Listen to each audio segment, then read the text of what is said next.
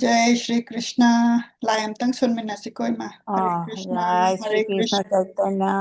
प्रभु नित्यानंद श्री अद्वैत गदाधर शिवासादि गौर भक्त वृंद हरे कृष्णा कृष्ण कृष्णा कृष्ण कृष्ण हरे हरे हरे राम राम राम हरे हरे हरे हरे जय सरस्वती मा बुखरम जरी कोई नंगसी पाजकदौरे बसिता दो कोई न मथंग नाइना पारकपदा नारदा पुराना हाइसी अखोई नंगसी सी लोइसन बगम गद्रा कियामनती वात्रे अदुबु येंगसी अदु नारदा पुराना सी पारबा मतुंगदा अखोइना मथंग मथंग पुराना सी याम लैरे अदुबु अखोइना मथंगदा सिगी गरुडा पुराना इसे ꯑꯩꯅ ꯉꯔꯥꯡ ꯍꯥꯏꯐꯦꯠ ꯄꯥꯕꯅꯤ ꯑꯗꯣ ꯃꯁꯤꯗꯤ ꯌꯥꯝꯅ ꯑꯩꯈꯣꯏꯒꯤ ꯔꯤꯆꯨꯋꯦꯜ ꯇꯧꯕ ꯑꯗꯒꯤ ꯂꯩꯇ꯭ꯔꯕ ꯃꯇꯨꯡꯗ ꯀꯔꯤ ꯇꯧꯏ ꯀꯥꯏꯅ ꯑꯗꯨꯒꯤ ꯃꯔꯝꯁꯦ ꯑꯩꯅ ꯌꯥꯝ ꯈꯪꯅꯤꯡꯕ ꯑꯗꯣ ꯁꯤꯗ ꯂꯣꯏꯅ ꯏ ꯂꯩꯔꯝꯃꯦ ꯑꯗꯨꯗꯤ ꯑꯩꯈꯣꯏꯅ ꯉꯁꯤꯒꯤꯁꯤ ꯅꯥꯔꯗ ꯄꯨꯔꯥꯅꯥ ꯑꯁꯤ ꯃꯊꯪ ꯆꯠꯊꯔꯛꯄꯗ ꯑꯩꯈꯣꯏꯅ ꯉꯔꯥꯡ ꯍꯥꯏꯈ꯭ꯔꯦ ꯑꯩꯈꯣꯏꯒꯤ ꯁ꯭ꯔꯥꯙꯥꯒꯤ ꯁꯦꯔꯤꯃꯣꯅꯤꯒꯨꯝꯕꯒꯤ ꯃꯔꯝꯗ ꯌꯥꯎꯔꯛꯀꯅꯤ ꯃꯁꯤꯗ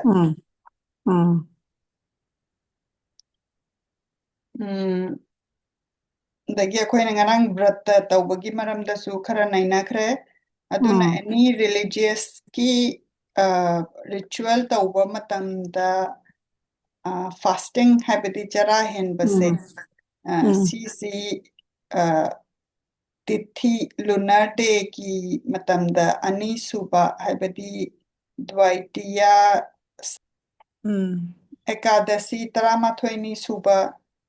ꯆꯇꯨꯔꯗꯁꯤ 14ꯅꯤ ꯁꯨꯕ ꯑꯃꯥꯕꯁ꯭ꯌꯥ ꯍꯥꯏꯗꯤ ꯊꯥ ꯊꯥꯁꯤ ꯍꯥꯏꯕ꯭ꯔꯥ ꯑꯃꯥꯕꯁ꯭ꯌꯥꯁꯦ ꯑꯃꯥꯕꯁ꯭ꯌꯥ ꯍꯥꯏꯁꯦ ꯊꯥꯁꯤꯅꯤ ꯑꯣ ꯊꯥꯁꯤ ꯀꯣ ꯑꯗꯒꯤ ꯄꯨꯔꯅꯤꯃꯥ ꯁꯤꯅ ꯐꯨꯜ ꯃꯨꯟ ꯁꯤꯗꯩꯁꯤꯗ ꯇꯧꯒꯗꯕ ꯑꯗꯨꯒ ꯕ꯭ꯔꯠꯇꯁꯤ ꯁꯨꯛꯂ ꯄꯛꯁꯗ ꯇꯧꯒꯗꯕ ꯀ꯭ꯔꯤꯁꯅ ꯄꯛꯁꯗ ꯅꯠꯇꯕ ꯍꯥꯏꯕꯗꯤ ꯊꯥ ꯄꯥꯡꯈꯠꯂꯛꯄꯗ ꯃꯣꯏꯅ ꯄꯛꯁ ꯑꯅꯤ ꯈꯥꯏꯗꯣꯛꯏꯁꯦ ꯑꯩꯅ ꯉꯔꯥꯡ ꯌꯦꯡꯈꯠꯂꯦ ꯑꯗꯨꯗꯨ ꯀꯣꯟꯅ ꯑꯃꯨꯛ ꯑꯩꯈꯣꯏ ꯅꯩꯅꯃꯤꯟꯅꯔꯁꯤ ꯑꯩꯈꯣꯏꯅ ꯊꯥꯒꯤ ꯃꯔꯝꯁꯦ ꯈꯪꯅꯅꯕ ꯑꯗꯨꯒ ꯅꯨꯃꯤꯠ ꯑꯐꯕ ꯑꯗꯒꯤ ꯅꯨꯃꯤꯠ ꯀꯔꯝꯕ ꯅꯨꯃꯤꯠꯇꯅ ꯆꯔꯥ ꯍꯦꯟꯕꯅ ꯐꯩ ꯈꯣꯠꯂꯤ ꯀꯥꯏꯁꯦ ꯑꯗꯨꯒꯤ ꯃꯔꯝꯁꯤ ꯑꯩꯈꯣꯏꯅ ꯇꯣꯉꯥꯟꯅ ꯑꯦꯄꯤꯁꯣꯗ ꯑꯃꯗ ꯅꯩꯅꯃꯤꯟꯅꯔꯁꯤ ꯑꯗꯒꯤ ꯁꯣꯂꯔ ꯅꯠꯇ꯭ꯔꯒꯅ ꯂꯨꯅꯔ ꯑꯦꯀ꯭ꯂꯤꯞꯁꯀꯨꯝꯕ ꯂꯩꯔꯒꯗꯤ ꯑꯩꯈꯣꯏꯁꯦ ꯀꯩꯅꯣ ꯆꯔꯥ ꯍꯦꯟꯒꯗꯕꯅꯦ ꯍꯥꯏ ꯑꯗꯨꯒ ꯅꯨꯃꯤꯠꯀ ꯊꯥꯒꯁꯦ ꯑꯃꯨꯛ ꯊꯣꯛꯂꯛꯄ ꯉꯥꯏꯔꯀꯥꯟꯗ ꯑꯦꯀ꯭ꯂꯤꯞꯁꯤꯒꯤ ꯃꯇꯨꯡꯗ ꯑꯗꯨꯒ ꯑꯦꯀ꯭ꯂꯤꯞꯁꯁꯦ ꯁꯣꯂꯔ ꯑꯦꯀ꯭ꯂꯤꯞꯁꯁꯦ ꯇꯧꯗ꯭ꯔꯤꯉꯩꯒꯤ ꯃꯃꯥꯡꯒꯤ ꯄꯨꯡ 4ꯃꯨꯛꯇꯤ ꯑꯩꯈꯣꯏꯅ ꯀꯩꯝ ꯆꯥꯔꯣꯏꯗꯧꯕ ꯑꯗꯨꯒ ꯂꯨꯅꯔ ꯑꯦꯀ꯭ꯂꯤꯞꯁꯁꯤꯒꯤ ꯃꯃꯥꯡꯗꯅ ꯄꯨꯡ 3ꯃꯨꯛꯁꯦ ꯀꯩꯝ ꯆꯥꯔꯣꯏꯗꯧꯕ ꯑꯗꯒꯤ ꯄ꯭ꯔꯥꯌꯁꯆꯤꯠꯇ ꯍꯥꯏꯕꯁꯤꯅ ꯑꯩꯈꯣꯏꯅ ꯄꯥꯞ ꯇꯧꯔꯨꯔꯕ ꯃꯇꯨꯡꯗ ꯀꯔꯤ ꯄꯦꯅꯦꯟꯁ ꯍꯥꯏꯕꯗꯤ ꯉꯁꯥꯏ ꯀꯔꯤ ꯄ꯭ꯔꯥꯌꯁꯆꯤꯠꯇ ꯇꯧꯒꯅꯤ ꯍꯥꯏꯅ ꯑꯃꯨꯛ ꯍꯪꯉꯛꯑꯦ ꯁꯨꯠꯇꯁꯤꯅ ꯀꯣ ꯑꯩꯈꯣꯏꯁꯦ ꯃꯤꯑꯣꯏꯕꯁꯦ ꯄꯥꯞꯇꯤ ꯑꯗꯨꯝ ꯈꯪꯉꯒ ꯇꯧꯕꯁꯨ ꯌꯥꯎꯏ ꯈꯪꯗꯅ ꯇꯧꯕꯁꯨ ꯌꯥꯎꯏ ꯑꯗꯣ ꯄꯥꯞꯁꯦ ꯇꯧꯔꯨꯔꯕ ꯃꯇꯨꯡꯗꯗꯤ ꯑꯩꯈꯣꯏꯁꯦ ꯀꯃꯥꯏꯅ ꯇꯧꯗꯅ ꯄ꯭ꯔꯥꯌꯁꯆꯤꯠꯇ ꯐꯪꯒꯅꯤ ꯄꯦꯅꯦꯟꯁ ꯀꯔꯤ ꯇꯧꯔꯀꯥꯟꯗ ꯑꯗꯨꯒꯤ ꯉꯥꯛꯄꯤꯔꯛꯀꯅꯤ ꯍꯥꯏꯅ ꯍꯪꯉꯦ ꯑꯗ ꯈ꯭ꯋꯥꯏꯗꯒꯤꯅꯦ ꯈ꯭ꯋꯥꯏꯗꯒꯤ ꯄꯥꯞ ꯆꯦꯟꯕꯁꯦ ꯕ꯭ꯔꯍꯃꯅ ꯑꯃ ꯍꯥꯠꯄꯁꯤꯅꯦ ꯍꯥꯏ ꯑꯗꯣ ꯑꯩꯈꯣꯏꯅ ꯁꯤꯗ ꯅꯤꯡꯁꯤꯡꯒꯗꯕꯁꯦ ꯑꯩꯈꯣꯏꯅ ꯉꯁꯥꯏꯒꯤ ꯀ꯭ꯂꯥꯁ ꯃꯤꯑꯣꯏꯕꯁꯦ ꯀ꯭ꯂꯥꯁ 4 ꯂꯩ ꯍꯥꯏꯗꯅ ꯕ꯭ꯔꯍꯃ ꯕꯩꯁꯥ ꯁꯨꯗ꯭ꯔ ꯑꯗꯨ ꯀ꯭ꯂꯥꯁ 4ꯗꯣ ꯑꯗꯨ ꯀꯥꯁ 4ꯁꯦ ꯑꯩꯈꯣꯏꯅ ꯃꯁꯤꯗ ꯈꯪꯒꯗꯕ ꯑꯃꯅ ꯊꯥꯏꯅꯅꯗꯤ ꯃꯁꯦ ꯄꯣꯛꯄꯗ ꯃꯥꯒꯤ ꯀꯩꯅꯣ ꯃꯥꯒꯤ ꯄꯣꯛꯄ ꯏꯃꯨꯡꯗꯨꯒꯤ ꯃꯇꯨꯡ ꯏꯟꯅ ꯑꯗꯨꯃꯥꯏꯅ ꯇꯧꯔꯝꯃꯦꯕ ꯑꯗꯨꯗꯒꯤꯗꯤ ꯃꯗꯨ ꯇꯧꯕꯗꯣ ꯂꯥꯜꯂꯦꯅ ꯑꯗꯨꯗꯩꯗꯤꯅꯤꯗꯅ ꯉꯁꯥꯏꯒꯤ ꯃꯍꯥꯠꯃꯥ ꯒꯥꯟꯙꯤ ꯑꯣꯏꯅꯒ ꯃꯗꯨꯗꯁꯨ ꯌꯥꯝ ꯇꯧꯈ꯭ꯔꯦ ꯑꯗꯒꯤ ꯑꯗꯨꯅ ꯑꯅꯧꯕ ꯁ꯭ꯀ꯭ꯔꯤꯞꯆꯔꯒꯤ ꯃꯌꯥꯝ ꯄꯥꯔꯛꯑꯒꯗꯤ ꯁꯤꯁꯦ ꯃꯤꯑꯣꯏꯕꯒꯤ ꯒꯨꯟꯅꯦ ꯍꯥꯏꯕꯅꯤꯗ ꯕ꯭ꯔꯍꯃꯅ ꯑꯗꯒꯤ ꯚꯩꯁ꯭ꯌ ꯁꯨꯗ꯭ꯔ क्षत्रिय ब्रह्मण क्षत्रिय वैश्य Shudra Shudra. haibase mai magi kanone haibnida aduna hujikti akoina ningjangadabase adubu yamna kano oiba mina dc hujipho dum chatnaba leirina aduna miyoibase aduda muktinaba yaraktrido akoina mangba sengba adagi adudu kaina yam taunarise for example moina si ki sidai sida dum nainarakpa kanda brahmana haibati mana mai pokpa sida dum mase laigi tinki adagi adomda yam interest laiba adagi adugumba leihredana aduga inakhunba maraktasu magi inakhunba adagi magi pokpada magi surname du wangagasu Shudra hairibasigi quality se chenba leina ngarang aina like amata paba kanda Shudra gi quality sida amase nupi se namdana phaba se masi Shudra gi quality ne hai adoi darati akoina miyoibada akoina class system si surname aduda ubadu nattabida sumaina tawbasisu adugumbagi mide yawidana aduna haibadi akoina masigi class system se o adugi sagaidunane bamone ye aduduna aduni yana amaina khaidokpa yadreba adu moina hairi sidaisida khwaidagi kanose pap tawbasi brahmana amabu hatpane haibadi brahmana haibasidi thangtengdi paidedana Paide madi masa sona poglei. moidi laigi timgi tawjaraga legjabani adugumba mido hatpado adudi amna papne haibnida man chumme adagidi sigumba kansida manane chise soidana hatpa khotpa tawruragadi hatliniba misinane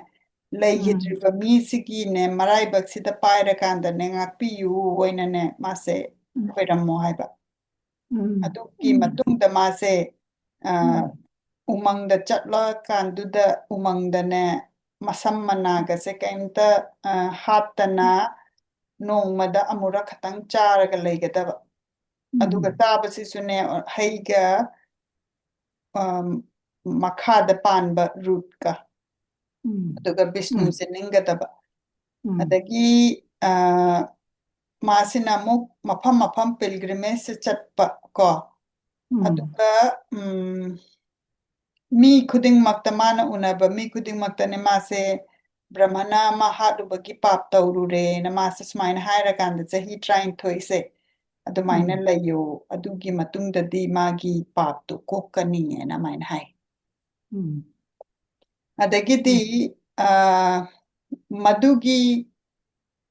chahi trying thoise loidrangai gi mamangdane uziki papi se mase siki basu yaw yai adomanas kaigumba maduda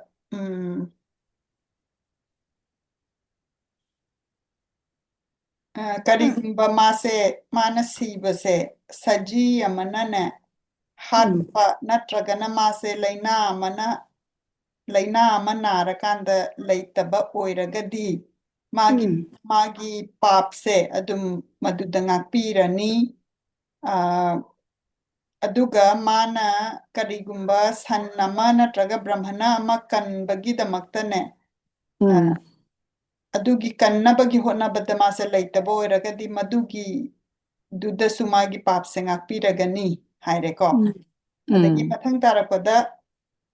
karigumba kshatriya ama hatlureba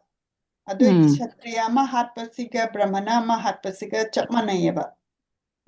aduna magi penance to su adumaina chapmanana tawgadaba aduga muk moin haisi hatluriba mise masan na maida chongchalaga natragana awamba matagi chongtharaga muk sijau hairi asidi kije adagidi kshatriya ama hatpase si ga brahmana ama hatpase si kshatriya hatpasina tangkhai oiba brahmana hatpadi yamna pap chawe pap chaweba aidi brahmana haibasidi moidi kaimta khulai paidaba ꯀꯩꯝꯇ ꯀꯩꯅꯣ ꯇꯧꯖꯗꯕ ꯃꯤꯅꯤꯅ ꯑꯗꯨꯗꯩꯗꯨꯗ ꯎꯝ ꯆꯣꯡꯁꯤꯜꯂꯒ ꯍꯥꯠꯂꯨꯔꯒꯗꯤ ꯃꯗꯨꯒꯤꯗꯣ ꯄꯥꯞ ꯌꯥꯝ ꯎꯝ ꯆꯥꯎꯋꯦ ꯍꯥꯏꯕ ꯑꯗꯣ ꯆꯥꯎꯋꯦ ꯁꯇ꯭ꯔꯤꯌꯥꯁꯤꯅ ꯍꯥꯏꯕ ꯑꯃꯨꯛ ꯃꯣꯏꯁꯤꯁꯨ ꯄ꯭ꯔꯣꯇꯦꯛ ꯇꯧꯅꯕ ꯇꯧꯔꯛꯄꯅꯤꯅ ꯁꯇ꯭ꯔꯤꯌꯥꯁꯤꯁꯨ ꯉꯥꯛꯊꯣꯛꯄ ꯍꯩꯕꯗꯣ ꯃꯗꯨꯒꯤ ꯎꯝ ꯑꯣꯏꯔꯝ ꯇꯥꯔꯦ ꯑꯗꯨꯅ ꯎꯝ ꯑꯗꯒꯤ ꯚꯩꯁ꯭ꯌ ꯑꯃ ꯍꯥꯠꯄꯁꯤꯅ 1/3 ꯑꯣꯏꯔꯦ ꯍꯥꯏꯔꯦꯀꯣ ꯎꯝ ꯁꯨꯗ꯭ꯔ ꯑꯃ ꯍꯥꯠꯄꯁꯤꯅ ꯑꯗꯩ ꯁꯨꯗ꯭ꯔ ꯑꯃꯅꯅꯦ ꯕ꯭ꯔꯥꯍꯃꯅ ꯑꯃ ꯍꯥꯠꯄꯁꯦ ꯁꯤꯗꯤꯅꯦ ꯃꯣꯏꯁꯦ ꯆꯩ ꯍꯥꯏꯗꯤ ꯀ꯭ꯂꯕ ꯆꯩ ꯀꯩꯅꯣ ꯑꯊꯥꯕꯗꯣ ꯑꯗꯨꯗꯨꯅ ꯎꯝ ꯐꯨꯔꯒ ꯃꯣꯏꯁꯦ ꯍꯥꯠꯇꯣꯛꯀꯗꯕꯅꯦ ꯍꯥꯏ ꯑꯗꯣ ꯏꯃꯥꯏꯄꯦꯝꯃ ꯂꯩ ꯑꯗꯨꯅꯦ ꯃꯣꯏꯒꯤ ꯁꯤꯒꯤ ꯁ꯭ꯀ꯭ꯔꯤꯞꯆꯔꯁꯤꯗꯁꯨ ꯌꯥꯝꯅ ꯁꯤꯒꯨꯝꯕꯒꯤ ꯄ꯭ꯔꯥꯏꯁ ꯆꯤꯠ ꯇꯧꯕꯁꯦ ꯎꯝ ꯑꯗꯨꯝ ꯌꯥꯝꯅ ꯑꯀꯤꯕ ꯋꯥꯔꯗꯇ ꯑꯗꯨꯝ ꯏ ꯎꯝ ꯑꯧ ꯑꯧ ꯑꯗꯒꯤꯗꯤꯅꯦ ꯌꯨꯁꯦ ꯌꯨ ꯍꯥꯏꯕꯗꯤ ꯃꯣꯏꯅ ꯋꯥꯏꯟ ꯍꯥꯏꯔꯦꯀꯣ ꯁꯤ ꯑꯍꯨꯝ ꯊꯣꯛꯑꯦ ꯎꯝ ꯍꯥꯏ ꯒꯧꯗꯤ ꯎꯝ ꯀꯧꯕ ꯑꯃ ꯃꯥꯙꯕꯤ ꯀꯧꯕ ꯑꯃ ꯄꯩꯁꯇꯤ ꯀꯧꯕ ꯑꯃ ꯑꯗꯨ ꯌꯨ ꯎꯝ ꯊꯛꯄꯁꯦ ꯃꯁꯤ ꯊꯛꯄ ꯌꯥꯗꯦ ꯍꯥꯏꯕ ꯑꯗ ꯎꯝ ꯌꯨꯁꯦ ꯊꯛꯑꯀꯥꯟꯗ ꯌꯨꯁꯦ ꯊꯛꯎꯔꯒꯗꯤ ꯃꯣꯏꯁꯦ ꯀꯔꯤ ꯇꯧꯕ ꯇꯥꯏ ꯑꯗꯨꯑꯣꯏꯗꯤ ꯃꯣꯏꯁꯦ ꯘꯤꯁꯦ ꯎꯝ ꯘꯤꯁꯦ ꯊꯛꯄ ꯑꯗꯨꯒꯅꯦ ꯎꯝ ꯁꯟꯒꯤꯅꯦ ꯃꯌꯨꯡꯁꯦ ꯊꯛꯑꯣ ꯍꯥꯏ ꯑꯗꯒꯤ ꯑꯗ ꯌꯨ ꯊꯛꯄꯁꯦ ꯀꯩꯅꯣ ꯕ꯭ꯔꯍꯃꯅ ꯑꯃ ꯍꯥꯠꯄꯒ ꯑꯗꯨꯃꯥꯏꯅ ꯆꯞ ꯃꯥꯟꯅꯅ ꯃꯣꯏꯒꯤ ꯄꯥꯞꯁꯦ ꯆꯥꯎꯋꯦ ꯍꯥꯏ ꯌꯨ ꯊꯛꯄꯁꯦ ꯌꯥꯝꯅ ꯎꯝ ꯐꯠꯇꯕ ꯑꯃ ꯑꯣꯏꯔꯦ ꯃꯥꯅ ꯉꯝꯃꯛꯄ ꯃꯌꯥꯝꯗꯣ ꯌꯨ ꯊꯛꯄꯁꯤꯅ ꯃꯥꯒꯤ ꯀꯣꯛꯁꯦ ꯄꯨꯔꯥ ꯀꯩꯅꯣ ꯆꯥꯏꯔꯛꯀꯗꯣꯏꯅꯤꯗꯅ ꯎꯝ ꯑꯗꯒꯤꯗꯤ ꯑꯩꯈꯣꯏꯅ ꯁꯅꯥꯁꯦ ꯑꯣꯟꯕ ꯀꯥꯟꯗꯅꯦ ꯃꯥꯒꯤ ꯃꯦꯖꯔꯃꯦꯟꯁꯦ ꯀꯟꯆꯅꯥ ꯀꯧꯋꯦ ꯍꯥꯏ ꯑꯗꯨꯅ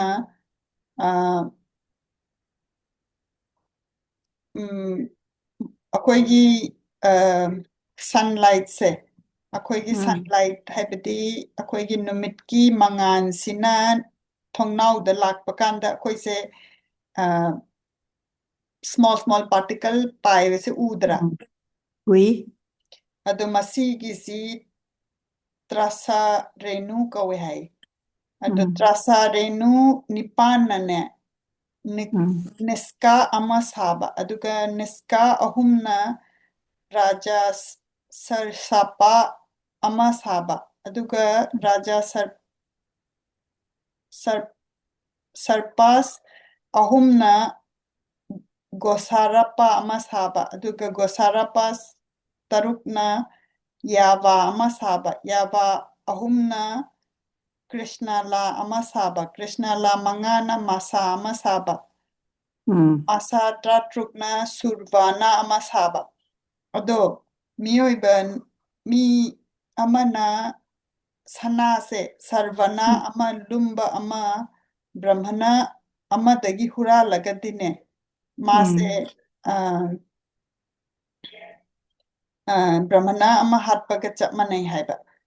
ꯑꯗꯨꯅ ꯎꯝ ꯃꯁꯤꯒꯤ ꯁꯤꯒꯨꯝꯕ ꯍꯨꯔꯥꯟꯕꯒꯤ ꯄꯥꯞꯁꯦ ꯇꯧꯔꯨꯔꯒꯗꯤ ꯉꯁꯥꯏꯒꯤ ꯕ꯭ꯔꯍꯃꯅ ꯑꯃ ꯍꯥꯠꯄꯗ ꯍꯥꯏꯈ꯭ꯔꯤꯕ ꯄ꯭ꯔꯥꯏꯁꯆꯠꯇꯗꯣ ꯑꯗꯨꯗꯨ ꯄ꯭ꯔꯦꯛꯇꯤꯁꯇꯣ ꯇꯧꯒꯗꯕ ꯑꯗꯨꯒ ꯎꯝ ꯃꯥꯒꯤ ꯃꯁꯥꯁꯤꯗ ꯀꯩꯅꯣꯁꯦ ꯘꯤꯁꯤꯒꯅꯦ ꯎꯝ ꯁꯟꯊꯤꯁꯤꯒ ꯃꯥꯏ ꯃꯁꯥꯁꯤꯗ ꯑꯦꯄ꯭ꯂꯥꯏ ꯇꯧ ꯍꯥꯏ ꯑꯣ ꯀꯣ ꯑꯗꯨꯅ ꯎꯝ ꯃꯤꯉꯣꯟꯗꯒꯤ ꯄꯣꯠ ꯍꯨꯔꯥꯟꯕꯁꯦ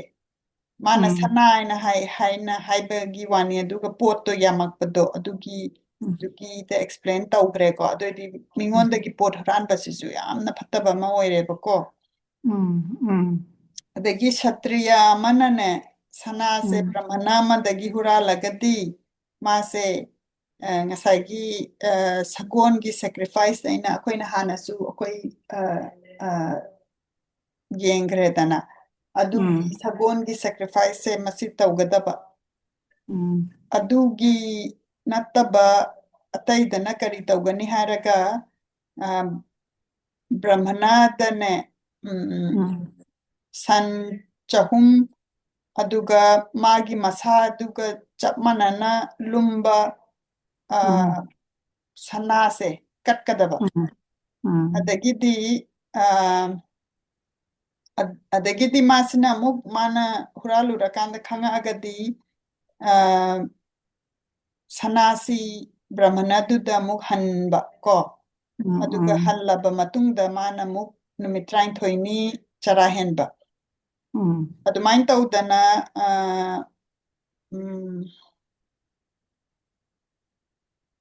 sana nattaba huranba dane sana nattaba huranba da gem haidi akoigi kenosi muk gem saidi ma akoi nung se kai kawe muk mukta haibra Muktasina amuk tonganba amata thole muktane sidiena mukta se kainone diamond gumba amaneba mukta pareng paiba natte ibungogi surana haibani kaina yam fajaba leibane aduna aidi gem saidi akoigi nung phajaba singse ko adagi sigumba huranba adagi lam huranba san huranba ko san dang natte san nattaba te cattle huranba adu masisi asagi sana huranbadudagi budi less oil aina haireko adagi breeding tawbada pranayama haise si pranayama gi different yoga tambibana di khangani masigi layeba masisi tawragasu magi papsi khara ngakpa ina maina haibiri adagidi ngasagi gayatri mantra se mana haibasi masu lising amaga nipan gayatri mantra se haibasi nasu pap kitang amuk kokani kongbur buba chora siro okay तत्सविदुर्वरेण्यं भर्गो देवस्य धीमहि यो योनं प्रचोदयात् सीसे Gayatri मंत्रनेवा Nasa imana haibirido Om Bhu Bhuva Swaha Tatsaviturvarenyam Vargo Devasya Dhimahi Dhiyo Yo Nam Prachodaya haiba aduga aidi laigi maron mayam sidi yamna mamangda previous ta ay angang oringeda khoi mai mananganda lengeda phagrabane aise dum oraiba aduna adugumba di khara phagre aise aina adu kokani kaina phabadi nataba adum lai sonba sida yauraga pharakpa dumai oiba Akhoi ngasai Gayatri Mantra gi matangda haijakhre adagi sanasi adu sanase huranbagi kenose dosa se yam chawba sana aduga magi adu matamduda mantra se mana nongma pura thiba adu eragadi khara kano oi magi pap tu khara kokani adagi ngasagi brata akoina santapana kaina haigiba brata adu gumba brata ngakpa dagidi moisina haisi mok chana thaknaba si sangi mayungda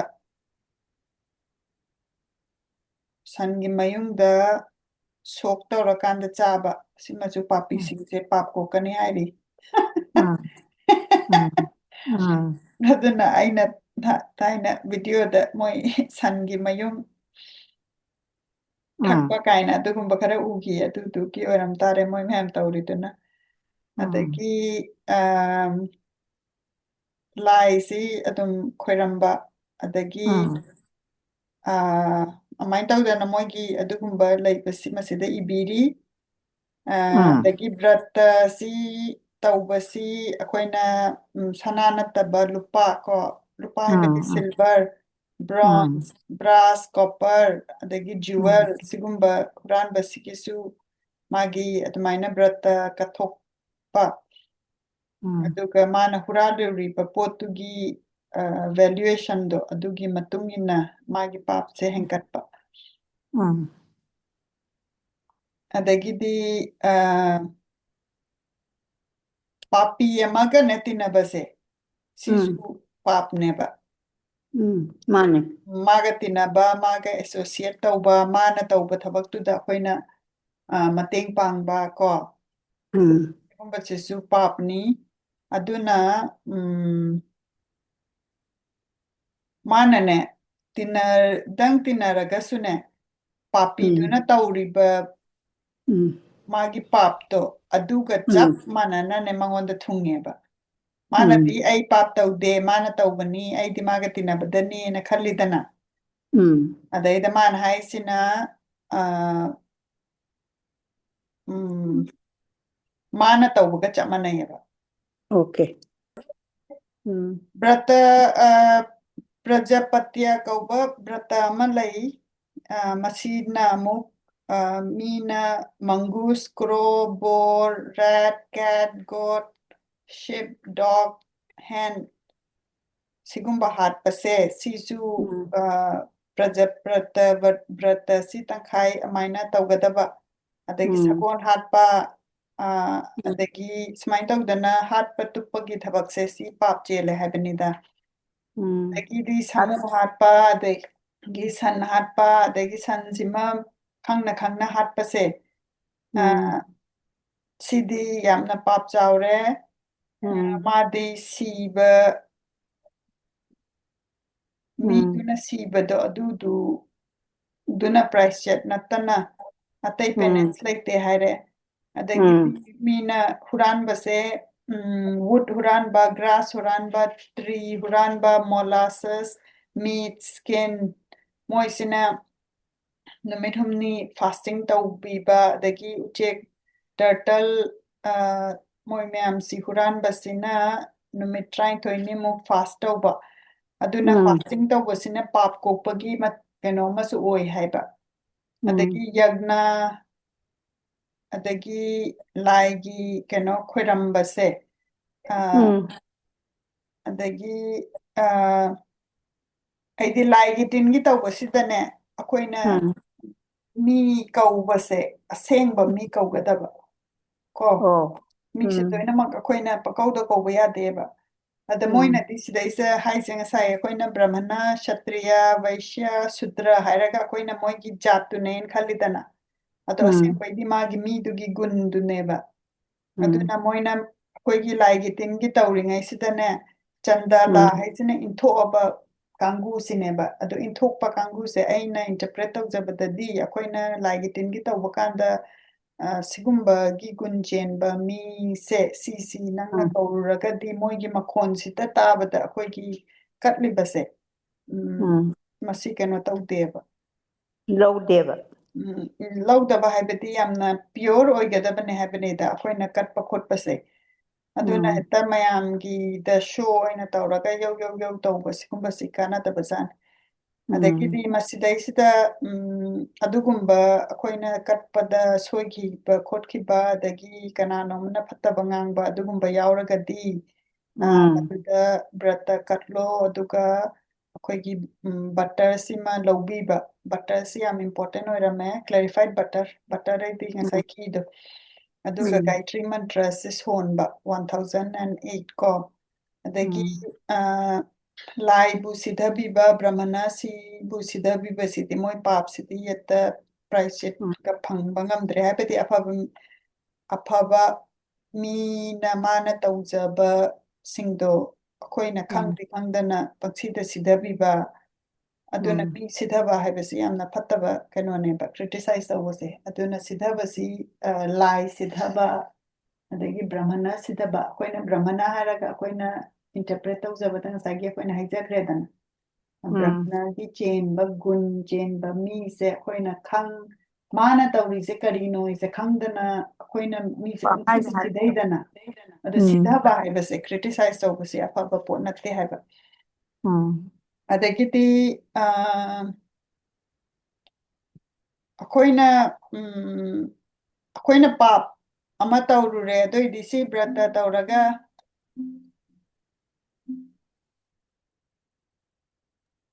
ꯁꯤꯒꯤ ꯕ꯭ꯔꯇꯁꯦ ꯇꯧꯔꯀꯥꯟꯗ ꯑꯩꯈꯣꯏ ꯀꯩꯅꯣ ꯇꯧꯒꯅꯤ prize ꯆꯤꯠ ꯐꯪꯒꯅꯤ ꯑꯗꯒꯤ ꯁꯤ ꯀꯠꯂꯒ prize ꯆꯤꯠ ꯐꯪꯒꯅꯤ ꯀꯥꯏꯅ ꯃꯌꯥꯝꯁꯦ ꯑꯃꯥꯏꯅ ꯇꯧꯔꯗꯤ ꯑꯗꯨ ꯀꯩꯁꯨ ꯃꯍꯩ ꯆꯥꯔꯣꯏ ꯕꯤꯁꯅꯨꯗ ꯈꯣꯏꯔꯝꯃꯒ ꯃꯉꯣꯟꯗ ꯊꯥꯖꯅ ꯈꯣꯏꯔꯝꯗ꯭ꯔꯒꯗꯤ ꯃꯍꯩ ꯆꯥꯗꯦ ꯍꯥꯏꯕ ꯀꯣ ꯍꯥꯏꯕꯗꯤ ꯑꯩꯈꯣꯏꯅ ꯁꯤꯗꯩꯁꯤꯗ ꯀꯅꯥꯅꯣꯃꯅ ꯄꯥꯞ ꯌꯥꯝ ꯇꯧꯕ ꯃꯤ ꯑꯃꯅ ꯑꯣ ꯑꯩꯅ ꯄꯥꯞ ꯇꯧꯔꯤꯗꯣ ꯁꯤꯁꯦ ꯀꯠꯂꯒ ꯅꯠꯇ꯭ꯔꯒ ꯁꯤꯒꯤꯁꯦ ꯇꯧꯔꯕ ꯃꯇꯨꯡꯗꯗꯤ ꯑꯩ ꯄꯥꯞ ꯀꯣꯛꯑꯅꯤ ꯑꯗꯨꯑꯣꯏꯗꯤ ꯑꯃꯨꯛ ꯆꯠꯂꯒ ꯑꯃꯨꯛ ꯄꯥꯞꯇꯣ ꯑꯃꯨꯛ ꯇꯧꯔꯨꯒꯦ ꯀꯥꯏꯅ ꯈꯟꯕ ꯅꯠꯇ꯭ꯔꯒꯅ ꯃꯥꯒꯤ ꯂꯥꯏꯗꯤ ꯊꯥꯖꯗ꯭ꯔꯒ ꯃꯥꯅ ꯑꯗꯨ ꯇꯧꯔꯗꯤ ꯄꯥꯞꯇꯣ ꯀꯣꯛꯀꯅꯤꯅ ꯈꯟꯕꯗꯣ ꯑꯗꯨꯗꯨ ꯀꯩꯁꯨ ꯃꯥꯒꯤ ꯄꯦꯅꯦꯟꯁꯇꯣ ꯁꯛꯁꯦꯁꯐꯨꯜ ꯑꯣꯏꯔꯣꯏ ꯍꯥꯏꯕ ꯕꯤꯁꯅꯨꯗ ꯊꯥꯖꯕ ꯑꯗꯨꯒ ꯃꯉꯣꯟꯗ ꯈꯣꯏꯔꯝꯕ ꯃꯉꯣꯟꯗ ꯄꯨꯔꯥ ꯀꯠꯊꯣꯛꯄꯁꯦ ꯁꯤꯅ ꯌꯥꯝꯅ ꯑꯆꯧꯕ ꯀꯩꯅꯣ ꯑꯣꯏꯒꯅꯤ ꯍꯥꯏꯕ ꯁꯨꯄꯤꯔꯤꯌꯔ ꯑꯣꯏꯕ ꯀꯩꯅꯣ ꯑꯣꯏꯕ ꯑꯗꯨꯒ ꯂꯥꯏꯒꯤ ꯇ꯭ꯔꯤꯊꯒꯨꯝꯕ ꯆꯠꯄ ꯑꯗꯒꯤ ꯂꯥꯏ ꯈꯣꯏꯔꯝꯕꯗ ꯁꯦꯡꯅ ꯁꯦꯡꯅ ꯀꯠꯄꯁꯦ ꯁꯤꯁꯤꯅꯦ ꯑꯗꯒꯤꯗꯤ ꯃꯈꯥ ꯇꯥꯔꯛꯄꯗ ꯌꯃꯥꯒꯤ ꯂꯩꯐꯝꯁꯦ ꯁꯤꯒꯤ ꯃꯇꯥꯡꯗ ꯑꯃꯨꯛ ꯈꯤꯇꯪ ꯈꯟꯅꯃꯤꯟꯅꯁꯤ ꯌꯃꯥ ꯍꯥꯏꯁꯦ ꯑꯩꯈꯣꯏꯅ ꯈꯪꯈ꯭ꯔꯦꯗꯅ ꯌꯃꯥꯁꯤ ꯃꯥꯁꯤ ꯃꯤ ꯂꯩꯈꯤꯗꯕ ꯃꯤꯒꯤ ꯃꯄꯨ ꯑꯣꯏꯔꯦꯅ ꯃꯥꯁꯤꯅ ꯑꯗꯒꯤ ꯃꯥꯒꯤ ꯃꯥꯅ ꯃꯥꯒꯤ ꯃꯐꯝꯁꯦ ꯌꯥꯝꯅ ꯂꯥꯞꯄ ꯅꯠꯇꯦ ꯑꯗꯨꯒ ꯄꯨꯅ꯭ꯌ ꯃꯌꯥꯝ ꯈꯣꯝꯖꯤꯜꯂꯒ ꯂꯩꯕ ꯍꯥꯏꯕꯗꯤ ꯑꯐꯕ ꯊꯕꯛ ꯇꯧꯔꯗꯤ ꯄꯨꯅ꯭ꯌ ꯐꯪꯉꯦꯀꯣ ꯑꯗꯣ ꯄꯨꯅ꯭ꯌꯒꯤ ꯂꯝꯕꯤꯗ ꯆꯠꯄ ꯃꯣꯏꯅꯗꯤ ꯀꯩꯁꯨ ꯀꯤꯐꯝ ꯊꯣꯛꯇꯦ ꯍꯥꯏꯕ ꯑꯗꯨꯕꯨ ꯄꯥꯄꯤꯁꯤꯡꯁꯤꯅꯗꯤ ꯀꯤꯐꯝ ꯊꯣꯛꯏ ꯌꯃꯒꯤ ꯃꯐꯝꯁꯦ ꯀꯩꯒꯤꯅꯣꯒ ꯄꯥꯄꯤꯁꯤꯡꯁꯦ ꯃꯗꯨꯗꯩꯗꯨꯗ ꯌꯥꯝꯅ ꯑꯋꯥꯕ ꯃꯐꯝ ꯑꯃ ꯑꯣꯏꯌꯦꯕ ꯄꯥꯄꯤꯁꯤꯡꯒꯤꯗꯤ ꯑꯗꯨꯅ ꯄꯥꯄꯤꯁꯤꯡꯁꯤꯅꯅꯦ ꯃꯗꯨꯗꯩꯗꯨꯗ ꯆꯠꯄꯁꯦ ꯁꯤꯒꯤ ꯂꯝꯕꯤꯁꯦ ꯁꯤꯗꯩꯁꯤꯗ ꯃꯣꯏꯁꯦ ꯑꯔꯥꯝꯕ ꯈꯧꯔꯥꯡꯕ ꯑꯗꯒꯤ ꯀꯞꯄ ꯁꯤ ꯃꯗꯨꯒꯤ ꯆꯠꯄꯒꯤ ꯖꯔꯅꯤꯁꯤꯗ ꯄꯥꯄꯤꯁꯤꯡꯁꯦ ꯑꯗꯨꯃꯥꯏꯅ ꯑꯗꯨꯛꯀꯤ ꯃꯇꯤꯛ ꯖꯔꯅꯤꯁꯦ ꯋꯥꯕ ꯑꯗꯨꯒ ꯌꯃꯥꯒꯤꯅꯦ ꯃꯥꯒꯤ ꯃꯅꯥꯏꯁꯤꯡꯁꯤꯅꯅꯦ ꯃꯣꯏꯁꯤꯡꯁꯦ ꯍꯦꯛꯇ ꯐꯨꯏ ꯍꯥꯏꯔꯤ ꯃꯣꯏꯁꯦ ꯑꯗꯒꯤꯗꯤ ꯃꯣꯏꯁꯦ ꯃꯣꯏ ꯂꯝꯕꯤꯁꯦꯠꯇꯅꯦ ꯌꯥꯝꯅ ꯃꯣꯠꯄ ꯌꯥꯝꯅ ꯂꯩꯕꯥꯛ ꯑꯗꯒꯤ ꯃꯩ ꯑꯗꯒꯤ ꯑꯁꯥꯕ ꯁꯦꯟ ꯍꯥꯏꯁꯦ ꯀꯔꯤ ꯍꯥꯏꯔꯦ ꯏꯃꯥ ꯂꯩꯉꯣꯏ ꯃꯣꯏ ꯂꯩꯉꯣꯏꯁꯦ ꯌꯥꯝ ꯁꯥꯏ ꯍꯥꯏ ꯑꯗꯣ ꯂꯩꯉꯣꯏ ꯑꯗꯨꯃꯥꯏꯅ ꯇꯧꯕ ꯂꯝꯕꯤꯁꯤꯗ ꯑꯗꯨꯃꯥꯏꯅ ꯎꯕ ꯑꯗꯨꯒ ꯑꯗꯨꯒꯤ ꯃꯊꯛꯇꯨꯗ ꯑꯃꯨꯛ ꯍꯦꯜ ꯍꯥꯏꯗꯤ ꯑꯩꯈꯣꯏꯒꯤ ꯀꯩꯅꯣ ꯅꯣꯡ ꯆꯨꯕꯗ ꯀꯩꯅꯣ ꯇꯥꯕꯗꯣ ꯃꯇꯨꯝ ꯑꯥꯏꯁꯇꯣ ꯍꯦꯜꯗꯣ ꯑꯗꯨ ꯂꯩꯔꯦꯀꯣ ꯑꯗꯒꯤꯗꯤ ꯁ꯭ꯇꯣꯟ ꯋꯦꯄꯟ ꯑꯗꯒꯤ ꯁꯤꯒꯨꯝꯕꯁꯦ ꯃꯊꯛꯇꯒꯤ ꯇꯥꯔꯛꯄ ꯑꯗꯒꯤꯗꯤ ꯅꯨꯡꯁꯤꯠꯁꯦ ꯑꯗꯨꯛꯀꯤ ꯃꯇꯤꯛ ꯀꯟꯅ ꯍꯨꯝꯃꯦ ꯑꯗꯨꯒ ꯅꯨꯡꯁꯤꯠꯁꯤꯅ ꯏꯁꯥꯗ ꯊꯦꯡꯕꯁꯤꯗ ꯏꯁꯥꯁꯦ ꯀꯩꯅꯣ ꯆꯦꯛꯈꯥꯏꯔꯛꯄ ꯍꯥꯏꯇꯥꯔꯦ ꯑꯗꯨꯃꯥꯏꯅ ꯇꯧꯔꯒ ꯂꯝꯕꯤꯁꯦ ꯑꯗꯒꯤ ꯌꯥꯝꯅ ꯃꯝꯕ ꯑꯗꯒꯤꯅꯦ ꯇꯤꯡꯈꯪ ꯌꯥꯝ ꯂꯩꯕ ꯑꯗꯨꯃꯥꯏꯅ ꯇꯧꯕ ꯂꯝꯕꯤꯅꯦ ꯍꯥꯏꯔꯤ ꯆꯤꯡꯁꯦ ꯀꯥꯕꯀꯣ ꯌꯥꯝꯅ ꯑꯗꯨꯒ ꯁꯨꯔꯨꯡꯒꯁꯦ ꯌꯥꯝ ꯂꯩꯔꯦ ꯑꯗꯨꯒ ꯄꯥꯄꯤꯁꯤꯡꯁꯦ ꯃꯁꯤꯒꯤ ꯂꯝꯕꯤꯁꯤꯗꯅꯦ ꯃꯣꯏꯁꯦ ꯌꯥꯝ ꯋꯥꯕ ꯑꯗꯨꯒ ꯌꯃꯒꯤ ꯃꯅꯥꯏꯁꯤꯡꯁꯤꯅꯅꯦ ꯃꯣꯏꯁꯦ ꯆꯠꯂꯣ ꯆꯠꯂꯣ ꯆꯠꯂꯣ ꯍꯥꯏꯅꯅꯦ ꯍꯦꯛꯇꯅꯦ ꯒꯤꯔꯤ ꯒꯤꯔꯤ ꯒꯤꯔꯤ ꯇꯛꯑꯒ ꯃꯣꯏꯁꯦ ꯃꯉꯛꯇꯒꯁꯦ ꯀꯩꯅꯣ ꯃꯉꯛꯇ ꯉꯁꯥꯏꯒꯤ ꯊꯧꯔꯤꯅ ꯀꯤꯔꯀꯥꯟꯗ ꯃꯣꯏꯁꯦ ꯃꯊꯪ ꯃꯊꯪ ꯑꯗꯨꯃꯥꯏꯅ ꯆꯠꯍꯟꯕ ꯑꯗꯒꯤ ꯃꯣꯏꯅ ꯆꯠꯄꯁꯤꯗꯅꯦ ꯑꯔꯨꯝꯕ ꯄꯣꯠꯁꯨ ꯃꯣꯏꯗ ꯌꯥꯟꯊꯍꯜꯂꯦ ꯍꯥꯏ ꯂꯝꯕꯤꯁꯤ ꯃꯣꯏꯅ ꯈꯣꯡꯁꯦ ꯊꯥꯡꯕꯗ ꯍꯦꯟꯅ ꯋꯥꯅꯕ ꯑꯗꯒꯤꯗꯤ ꯃꯣꯏꯒꯤ ꯃꯃꯤꯠꯁꯤꯗꯁꯨ ꯑꯃꯨꯛ ꯈꯨꯝꯖꯤꯜꯂꯦ ꯍꯥꯏ ꯂꯝꯕꯤꯁꯦ ꯀꯗꯥꯏꯗ ꯆꯠꯂꯤꯅꯣ ꯑꯗꯩ ꯎꯗꯅꯕ ꯑꯗꯒꯤ ꯎꯗ꯭ꯔꯕꯅꯤꯅ ꯃꯣꯏꯅ ꯆꯠꯄ ꯀꯥꯟꯁꯤꯗꯅꯦ ꯄꯤꯠ adagi ahoba mafam adagi kitang akoina udrabanina chatpada kadaida tuni khoni do khangdrena aduna moise main tuba aduna papi singse adugi matamduda moina taururiba pap myamdo aduda ningsang halleba aina sigi pap se taurubagi sumaina chatnini ko aina ado moina maduda ningsang asu moise adudadi yamna thengeba moina ningsang nido Ningjangnido adudadi ꯀꯣꯛꯅꯕꯒꯤ priceship ꯎꯄꯥꯏ tawba ꯂꯩꯇ꯭ꯔꯦ ngamdreba ꯄ꯭ꯔꯥꯏꯁꯇꯤ ꯇꯧꯕ ꯉꯝꯗ꯭ꯔꯦ adagidi adubu achumba chatpa midi sigi warisi taraga kaimta kiningai leite moidine lambi se satpadane yam nungaina chatle haba aduna miyoibana leijadaba tola talaba singda chananaba pija khiba adugi pija khiba adumaina ne hujiki lambi sida chatpa sida moisisu chananaba phangeba adagidi ising thaknanaba pikhiba se sisu moida phangeba isingje moige khawrangba se koknaba condensed milk ka yauraga ga pisale hairi koina laitaba lairaba singda phiron se katkhiba yauba singdo adu adumaina amuk lambi da setnanaba moigi da damakta amuk moise moi mapimata amuk phangeba adagidi lam adagi yum katkhiba singse lam yum katpa singsina moidi khongna chat trasu yare ado moi tongnanaba gari vimanas kauba gari ama lei aduga garidudane moise fajana tongakanda apsara haibadi sarga jagoi sabi miyamnaga ꯖꯒꯣꯏ moise ꯁꯥꯕꯤ ꯃꯌꯥꯝꯗꯣ chana thaknabaga pidana nungaina chatle heba adagidi sagon katpa adagi cheng katpa adagi chariot katpa moisisu main chatle hai aduga moisina yamagine mafamse mayumse yauraba kansidane yamas gi mamangsidane legidraba mayamse puthoaga yamase makhut mari pale hai aduga makhut mari sidane amadanane shankha konsel aidi moibungse amana paiba amadana chakra se paiba amadana gada se paiba aduga ꯒꯗꯥ ꯄꯔꯕ yaman na tabak afaba tauba achumba chatpa misingsidhi fajana welcome taurakanda moise moigi punyagi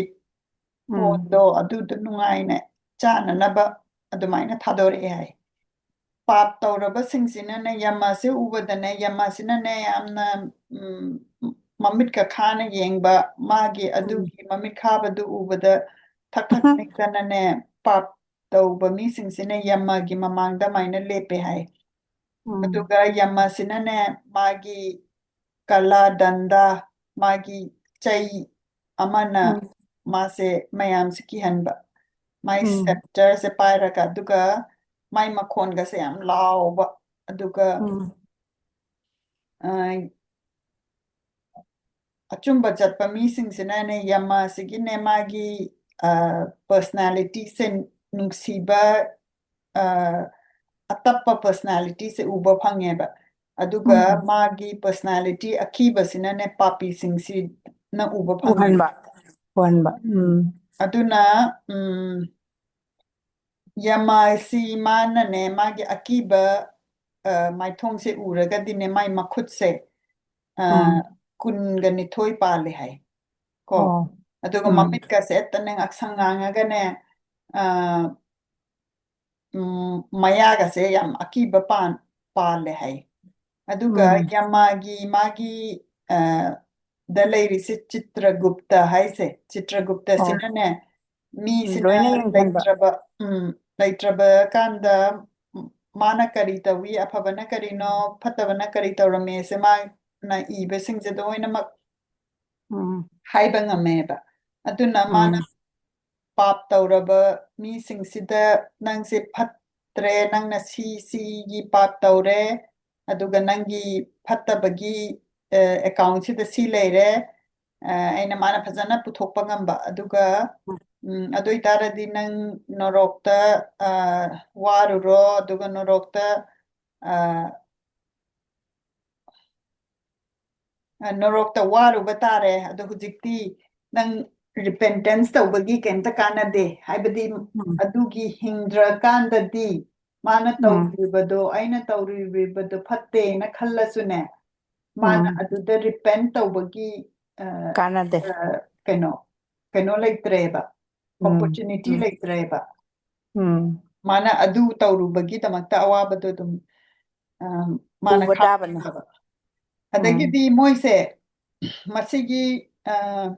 ꯅꯣꯔꯣꯛꯁꯤꯗ ꯆꯠꯂꯕ ꯃꯇꯨꯡꯗꯅꯦ ꯑꯃꯨꯛ ꯄꯣꯛꯄꯁꯤꯗꯅꯦ ꯃꯥꯒꯤ ꯄꯥꯞꯇꯨꯒꯤ ꯃꯇꯨꯡ ꯏꯟꯅꯅꯦ ꯎ ꯑꯣꯏꯅ ꯑꯃꯨꯛ ꯄꯣꯛꯄ ꯍꯞ ꯑꯣꯏꯅ ꯑꯃꯨꯛ ꯄꯣꯛꯄ ꯍꯥꯏꯗꯤ ꯎꯅꯥꯁꯤꯅ ꯑꯩꯈꯣꯏꯅ ꯆꯥꯔꯤꯕ ꯈꯣꯠꯂꯤꯕꯀꯣ ꯑꯗꯒꯤ ꯅꯥꯄꯤ ꯑꯣꯏꯅ ꯑꯃꯨꯛ ꯄꯣꯛꯄ ꯎꯔꯤ ꯀ꯭ꯔꯤꯄꯁ ꯑꯣꯏꯅ ꯑꯃꯨꯛ ꯄꯣꯛꯄ ꯑꯗꯨꯒꯤ ꯃꯇꯨꯡꯗꯅꯦ ꯍꯟ ꯑꯣꯏꯅ ꯑꯃꯨꯛ ꯄꯣꯛꯑꯦ ꯑꯁ ꯀꯣ ꯏꯃꯥꯏꯄꯦꯝ ꯑꯗꯒꯤ ꯍꯟꯁꯦ ꯄꯣꯛꯑꯕ ꯃꯇꯨꯡꯗꯅꯦ ꯑꯦꯅꯤꯃꯦꯜ ꯑꯣꯏꯅ ꯑꯃꯨꯛ ꯄꯣꯛꯑꯦ ꯑꯗꯒꯤ ꯑꯦꯅꯤꯃꯦꯜ ꯑꯣꯏꯅ ꯄꯣꯛꯑꯕ ꯃꯇꯨꯡꯗ ꯍ꯭ꯌꯨꯃꯦꯟ ꯑꯣꯏꯅ ꯑꯃꯨꯛ ꯄꯣꯛꯑꯦꯕ ꯑꯗꯨꯅꯅꯦꯕ ꯑꯩꯈꯣꯏꯅ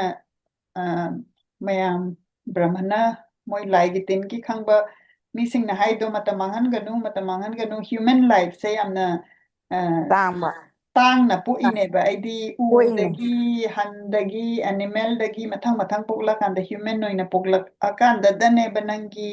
ꯀꯔꯃꯁꯦ ꯅꯪꯅ ꯑꯃꯨꯛ ꯆꯨꯝꯊꯣꯛꯄ ꯌꯥꯔꯤꯁꯦ ꯑꯗꯨꯏꯗꯤ ꯃꯇꯝ ꯃꯥꯡꯍꯟꯒꯅꯨ ꯑꯣꯏꯅ ꯃꯣꯏꯅ ꯍꯥꯏꯗꯣ ꯑꯗꯨꯅꯦꯕ ꯑꯗꯨꯕꯨ ꯍ꯭ꯌꯨꯃꯦꯟ ꯑꯣꯏꯅ ꯄꯣꯛꯄꯁꯤꯗꯁꯨꯅꯦ ꯑꯃꯨꯛ ꯃꯣꯏꯁꯦ ꯌꯥꯝꯅ ꯄꯥꯞ ꯇꯧꯔꯨꯔꯕ ꯃꯤ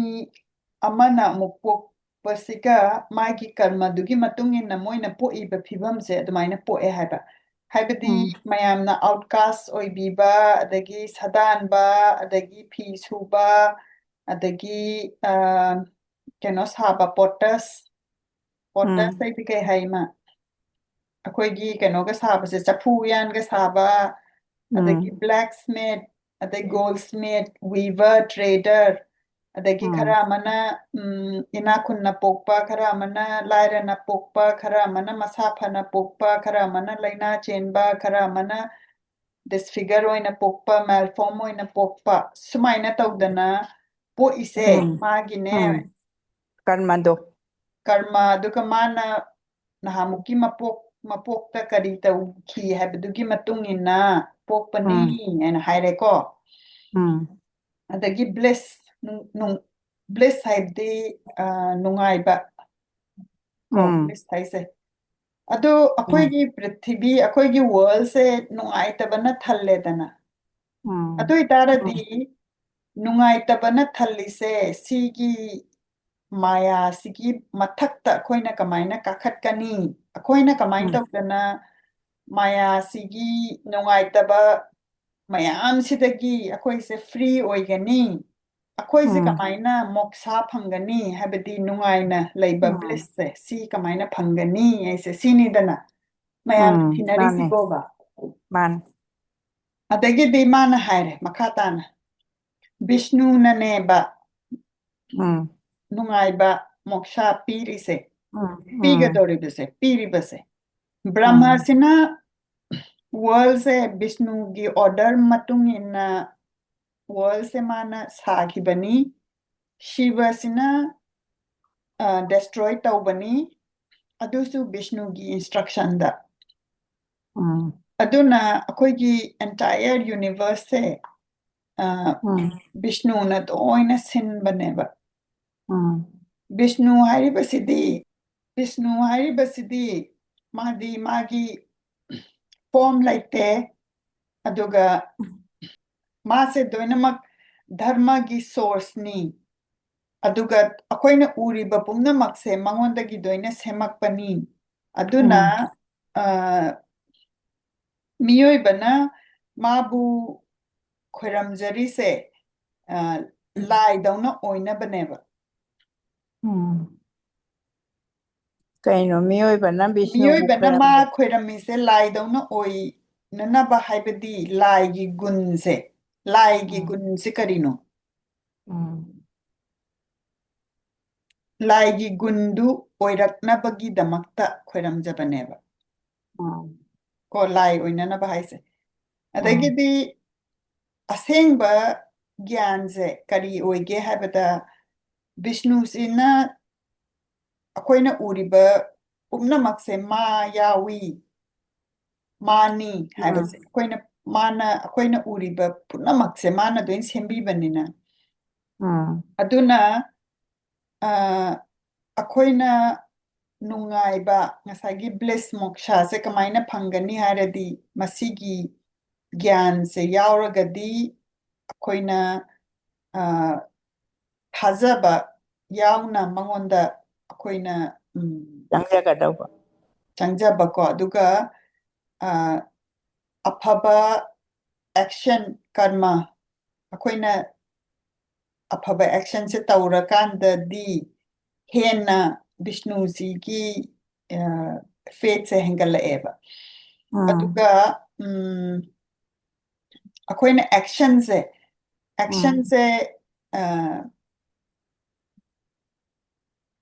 ꯑꯐꯕ ꯑꯦꯛꯁꯟꯁꯦ ꯁꯨꯝ ꯇꯧꯔꯀꯥꯟꯗꯅꯦ ꯑꯩꯈꯣꯏꯅ ꯒ꯭ꯌꯥꯟꯁꯦ ꯍꯦꯟꯅ ꯂꯥꯛꯀꯅꯦꯕ ꯑꯗꯨꯅ ꯒ꯭ꯌꯥꯟꯁꯦ ꯍꯦꯛꯇ ꯈꯨꯗꯛꯇ ꯑꯩꯈꯣꯏꯅ ꯑꯩꯈꯣꯏ ꯒ꯭ꯌꯥꯟꯗꯣ ꯐꯪꯉꯒꯦ ꯄ꯭ꯔꯞ ꯍꯦꯛꯇ ꯐꯪꯕꯖꯥꯠ ꯅꯠꯇꯦꯕꯀꯣ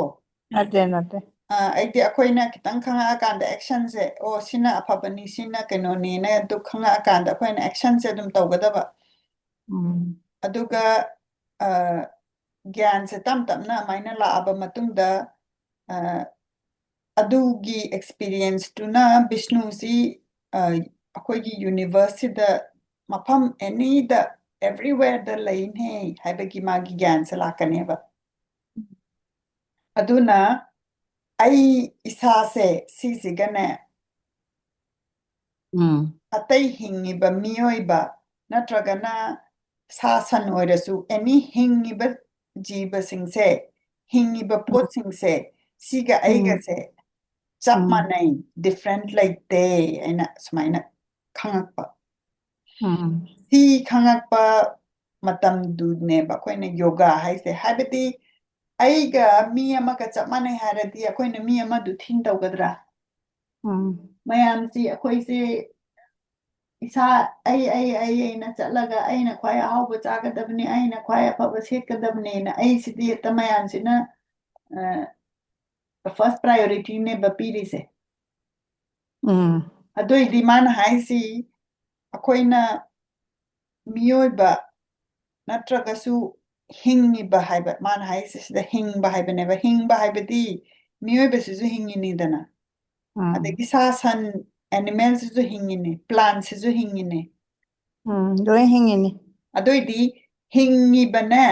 ꯄꯣꯠꯁꯤꯡꯁꯤꯒꯅꯦ ꯑꯩꯈꯣꯏꯒꯁꯦ ꯆꯞ ꯃꯥꯟꯅꯩ ꯀꯩꯒꯤꯅꯣꯒ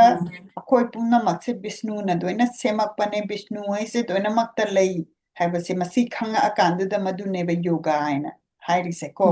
ꯃꯌꯥꯝꯅ ꯌꯣꯒꯥ ꯍꯥꯏꯔꯒ ꯑꯦꯛꯁꯔꯁꯥꯏꯁ ꯇꯧꯗꯅ ꯀꯣꯟꯗꯅ ꯈꯣꯠꯇꯅ ꯇꯧꯔꯤꯗꯣ ꯑꯗꯨ ꯌꯣꯒꯥꯅꯦ ꯑꯩꯅ ꯈꯜꯂꯤꯁꯦ ꯑꯗꯨ ꯅꯠꯇꯦꯕ ꯌꯨꯅꯤꯌꯟꯁꯦ ꯂꯥꯏꯒ ꯑꯩꯈꯣꯏꯒ ꯌꯨꯅꯤꯌꯟ ꯑꯃ ꯂꯥꯛꯄꯁꯦ ꯁꯤꯁꯤꯅ ꯌꯣꯒꯥ ꯍꯥꯏꯁꯦ ꯑꯗꯨꯅ ꯁꯤꯒꯨꯝꯕꯒꯤ ꯒ꯭ꯌꯥꯟ ꯂꯩꯔꯕ ꯑꯗꯨꯒ ꯁꯤꯒꯨꯝꯕꯒꯤ ꯒ꯭ꯌꯥꯟ ꯈꯧꯔꯥꯡꯕ ꯃꯤꯁꯦ ꯃꯨꯃꯨꯛꯁꯨ ꯀꯧꯋꯦ ꯑꯗꯣ ꯃꯨꯃꯨꯛꯁꯨ ꯍꯥꯏꯔꯤꯕ ꯃꯤꯁꯦ ꯃꯥꯁꯤꯒꯤ ꯀ꯭ꯋꯥꯂꯤꯇꯤꯁꯦ ꯑꯃꯨꯛ ꯌꯦꯡꯁꯦꯕ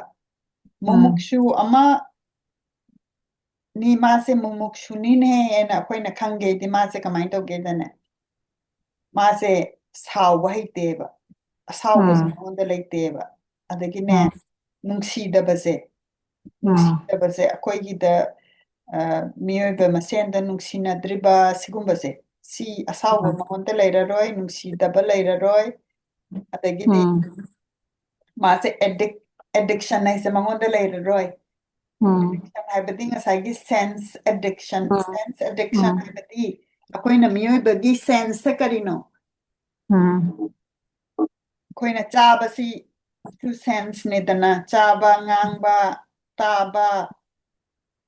ꯑꯗꯒꯤ ꯃꯤꯠ ꯎꯕ ꯑꯩꯈꯣꯏꯒꯤ ꯁꯦꯟꯁꯁꯤꯅꯅꯦ ꯃꯤꯁꯦ ꯂꯩꯗꯅ ꯁꯄꯣꯁ ꯃꯤꯠꯁꯤꯅ ꯎꯕꯗ ꯑꯗꯨ ꯈꯛꯇꯪ ꯎꯅꯤꯡꯉꯤꯅ ꯑꯦꯗꯤꯛ ꯆꯨꯕ ꯆꯥꯕꯗꯁꯨ ꯑꯦꯗꯤꯛ ꯆꯨꯕ ꯊꯛꯄꯗ ꯑꯦꯗꯤꯛ ꯆꯨꯕ ꯁꯤꯒꯨꯝꯕ ꯂꯩꯁꯦ ꯁꯤꯒꯨꯝꯕꯁꯤ ꯑꯣꯏꯔꯣꯏꯑꯕ ꯑꯗꯨꯒ ꯃꯥꯁꯤꯅꯅꯦ ꯌꯥꯝꯅ ꯍꯧꯖꯤꯛꯀꯤ ꯍꯤꯡꯉꯤꯕ beings ꯍꯥꯏꯕꯗꯤ ꯍꯤꯡꯉꯤꯕ ꯃꯤꯑꯣꯏꯕ ꯁꯥ ꯁꯟ ꯑꯗꯒꯤ plant ꯁꯤꯒꯨꯝꯕꯁꯤꯗꯅꯦ ꯃꯥꯁꯦꯅ ꯌꯥꯝꯅ ꯅꯨꯡꯁꯤꯅ ꯇꯧꯕ ꯑꯗꯨꯒ ꯃꯥꯁꯦ ꯕꯤꯁꯅꯨ ꯅꯤꯡꯕ ꯂꯥꯏ ꯅꯤꯡꯕꯀꯣ ꯑꯗꯨꯏꯗꯤ ꯑꯩꯈꯣꯏꯅ ꯑꯍꯥꯟꯕꯗ ꯑꯩꯈꯣꯏꯅ ꯇꯝꯃꯛꯄꯗꯁꯨ ꯑꯗꯨꯝ ꯍꯥꯏ ꯑꯩꯈꯣꯏꯁꯤꯅ ꯌꯥꯝꯅ imbalance ꯑꯣꯏꯔꯀꯥꯟꯗ ꯑꯍꯥꯟꯕꯗ ꯈ꯭ꯋꯥꯏꯒꯤ ꯑꯍꯥꯟꯕꯗ ꯑꯩꯈꯣꯏꯅ ꯂꯧꯊꯣꯛꯀꯗꯕꯁꯦ ꯑꯁꯥꯎꯕꯁꯦ ꯂꯧꯊꯣꯛꯀꯗꯕꯅꯦꯅ ꯑꯩꯅ ꯇꯝꯖꯔꯛꯄꯗꯁꯨ ꯑꯗꯨꯃꯥꯏꯅ ꯇꯝꯕꯤꯔꯛꯑꯦ ꯑꯗꯨꯅ ꯁꯤꯁꯤ ꯑꯩꯈꯣꯏꯅ ꯁꯤꯒꯤ ꯂꯝꯕꯤꯁꯤꯗ ꯂꯥꯛꯀꯦ ꯍꯥꯏꯔꯕꯗꯤ ꯑꯁꯥꯎꯕ ꯅꯨꯡꯁꯤꯅꯗꯕ ꯑꯗꯒꯤ ꯑꯩꯈꯣꯏ ꯁꯦꯟꯁ ꯀꯟꯇ꯭ꯔꯣꯜ ꯇꯧꯕꯁꯦ ꯍꯩꯔꯒꯗꯤ ꯑꯦꯗꯤꯛ ꯆꯨꯔꯣꯏꯗꯣꯏꯅꯦꯕ ꯁꯦꯟꯁ ꯀꯟꯇ꯭ꯔꯣꯜ ꯇꯧꯕ ꯍꯩꯇꯕ ꯁꯤꯅꯦꯕ ꯑꯦꯗꯤꯛ ꯆꯨꯕ ꯍꯥꯏꯁꯦ ꯑꯗꯨꯒ ꯑꯩꯈꯣꯏꯅ ꯑꯦꯗꯤꯛ ꯆꯨꯕꯁꯤꯗ ꯑꯩꯈꯣꯏꯅ ꯀꯩꯅꯣ ꯗ꯭ꯔꯒ ꯆꯥꯕ ꯌꯨ ꯉꯥꯎꯕ ꯑꯗꯨ ꯍꯥꯏꯅ ꯑꯗꯒꯤ ꯒꯣꯁꯤꯄꯤꯡ ꯇꯧꯕꯁꯤꯁꯨ ꯑꯦꯗꯤꯛꯅꯤ ꯒꯣꯁꯤꯄꯤꯡ ꯍꯥꯏꯗꯤ ꯁꯦꯟꯁꯁꯦ ꯑꯩꯈꯣꯏꯅ ꯉꯥꯡꯕꯁꯤꯗ ꯑꯦꯗꯤꯛ ꯆꯨꯔꯤꯅꯦꯕ ꯃꯤꯒꯤ ꯐꯠꯇꯅꯕ ꯉꯥꯡꯕ ꯃꯤꯒꯤ ꯋꯥꯊꯤ ꯋꯥꯔꯦꯝ ꯉꯥꯡꯕ ꯑꯗꯨ ꯑꯗꯒꯤ ꯇꯥꯕꯁꯤꯗꯁꯨ ꯀꯔꯝꯕꯅꯣ ꯑꯩꯈꯣꯏꯅ ꯇꯥꯔꯤꯁꯦ ꯑꯩꯈꯣꯏꯅ ꯇꯥꯔꯤꯁꯤ ꯋꯥꯊꯤ ꯋꯥꯔꯦꯝ ꯇꯥꯔꯤꯔꯥ ꯑꯗꯒꯤ ꯑꯃ ꯏꯁꯩ ꯅꯨꯡꯉꯥꯏ ꯇꯥꯔꯤꯔꯥ ꯁꯤꯒꯤ ꯁꯦꯟꯁꯁꯤꯗꯅꯦ ꯑꯦꯗꯤꯛ ꯆꯨꯗꯕ ꯍꯥꯏꯕ ꯀꯣ ꯑꯗꯒꯤ ꯃꯤꯑꯣꯏꯕ ꯈꯨꯗꯤꯡꯃꯛꯁꯦ ꯃꯥꯒꯤ ꯑꯣ ꯃꯥꯅ ꯏꯅꯥꯛ ꯈꯨꯟꯕꯅꯤꯅ ꯑꯩꯅ ꯍꯦꯟꯅ ꯃꯥꯁꯦ ꯅꯨꯡꯁꯤꯒꯦ ꯃꯥ ꯃꯁꯛ ꯐꯖꯕꯅꯤꯅ ꯍꯦꯟꯅ ꯅꯨꯡꯁꯤꯒꯦ ꯑꯗꯨ ꯅꯠꯇꯕ ꯈꯨꯗꯤꯡꯃꯛꯁꯦ ꯂꯥꯏꯔꯕ ꯏꯅꯥꯛ ꯈꯨꯟꯕ ꯑꯗꯨꯗꯨ ꯀꯩꯝꯇꯅꯦ ꯃꯉꯣꯟꯗ ꯑꯗꯨ ꯂꯩꯇꯅꯅꯦ ꯃꯥꯅꯅꯦ ꯆꯞ ꯃꯥꯟꯅꯅ ꯅꯨꯡꯁꯤꯅ ꯇꯧꯕ ꯉꯝꯕ ꯁꯥ ꯁꯟ ꯑꯗꯒꯤ ꯀꯩꯅꯣ ꯄ꯭ꯂꯥꯟ ꯀꯣ ꯑꯩꯗꯤ ꯍꯤꯡꯕ ꯄꯣꯠ ꯈꯨꯗꯤꯡꯃꯛ ꯑꯗꯨꯒ ꯃꯥꯁꯦ ꯂꯥꯏꯅꯤꯡꯕ ꯃꯥꯒꯤ ꯃꯥꯏꯟꯁꯦ ꯅꯤꯡꯕ ꯁꯨꯃꯥꯏꯅ ꯍꯥꯏꯕꯤꯔꯦꯀꯣ ꯑꯗꯒꯤꯗꯤ ꯃꯥꯅ ꯑꯃꯨꯛ ꯍꯥꯏꯔꯦ ꯁꯤꯗ ꯁꯤꯗ ꯌꯣꯒꯥ ꯍꯥꯏꯅ ꯍꯥꯏꯔꯤꯁꯤ ꯉꯁꯥꯏ ꯂꯥꯏꯒ ꯑꯩꯈꯣꯏꯒ ꯌꯨꯅꯤꯌꯟ ꯑꯣꯏꯕꯁꯤꯅꯤ ꯍꯥꯏꯗꯅ ꯑꯗ ꯃꯁꯤꯒꯤ ꯃꯇꯥꯡꯗ ꯈꯤꯇꯪ ꯑꯃꯨꯛ ꯈꯟꯅꯁꯦꯕ ꯑꯗꯨ ꯂꯥꯏꯒꯤ ꯁꯣꯜꯁꯦ ꯑꯥꯠꯃꯥꯁꯦ ꯃꯁꯤꯅꯦꯕ ꯄꯔꯝ ꯑꯥꯠꯃꯟ ꯍꯥꯏꯅ ꯀꯧꯋꯦꯕ para atma para atma param atman natlab ꯑꯗꯣ para ꯄꯔꯃꯥꯠꯃꯟꯁꯦ ꯑꯗꯣ ꯏꯃꯥꯅꯗꯤ ꯁꯤꯁꯦ ꯑꯩꯅ ꯁꯨꯝ ꯄꯥꯔꯛꯄꯗ ꯆꯨꯝꯊꯣꯛꯄꯤꯔꯤꯅ ꯑꯗꯣ ꯑꯩꯅ ꯂꯥꯏꯔꯤꯛꯁꯤꯒꯤ ꯃꯇꯨꯡ ꯏꯟꯅ ꯑꯗꯨꯝ ꯄꯥꯖꯔꯛꯀꯦꯕ ꯑꯗꯨꯒ ꯏꯃꯥ ꯍꯣꯏꯅ ꯑꯃꯨꯛ ꯃꯅꯤꯄꯨꯔꯗ ꯇꯝꯃꯛꯄꯗꯣ ꯑꯗꯨ ꯏꯃꯥꯅ ꯑꯗꯨꯃꯥꯏꯅ ꯍꯥꯏꯕꯅꯤꯗꯅ ꯑꯗꯣ ꯄꯔꯝ ꯑꯥꯠꯃꯟꯁꯤꯅ ꯉꯁꯥꯏꯒꯤ ꯂꯥꯏꯒꯤ ꯊꯋꯥꯏꯁꯦ ꯁꯤ ꯁꯨꯃꯥꯏꯅ ꯀꯧꯔꯦ ꯑꯗꯨꯒ ꯃꯥꯁꯦ ꯐꯣꯝ ꯂꯩꯇ꯭ꯔꯦ ꯀꯣ ꯑꯗꯨꯒ ꯑꯩꯈꯣꯏꯒꯤ ꯍꯤꯡꯉꯤꯕ ꯃꯤꯑꯣꯏꯕꯒꯤ ꯁꯣꯜꯁꯦ ꯁꯤꯁꯤꯅ ꯖꯤv ꯑꯥꯠꯃꯟ ꯍꯥꯏꯅ ꯀꯧꯔꯦꯀꯣ jiba atma haraba akhoi ꯑꯗꯒꯤꯗꯤ